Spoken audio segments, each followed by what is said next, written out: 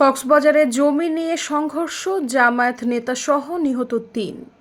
কক্সবাজারের উখিয়ায় আপন চাচাতো ভাই বোনদের মধ্যে জমি সংক্রান্ত বিরোধের জেরে ভয়াবহ সংঘর্ষের ঘটনা ঘটেছে। এ ঘটনায় জামায়াত নেতা সহ ৩ জন নিহত হয়েছেন। রোববার সকালে উপজেলার কুতুপালং পশ্চিম পাড়ায় এ ঘটনা ঘটে। উখিয়া থানার ওসি আরিফ হোসেন বিষয়টি নিশ্চিত করেছেন।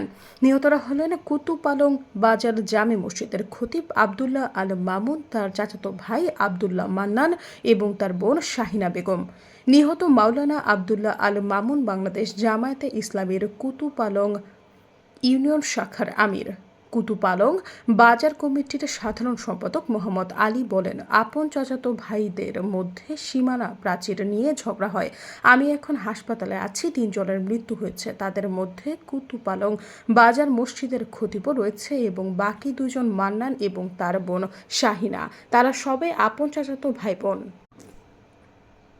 তিনি আরও বলেন, মৃত ৩ জনের মধ্যে জামায়াত আমির মাওলানা আবদুল্লাহ আল মামুন এক পক্ষ এবং অন্য পক্ষের মান্নান এবং তার বোন শাহিনা মারা গেছে।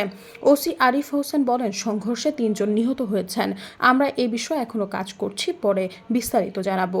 সৈয়দা ফারিয়া, সমযোগ।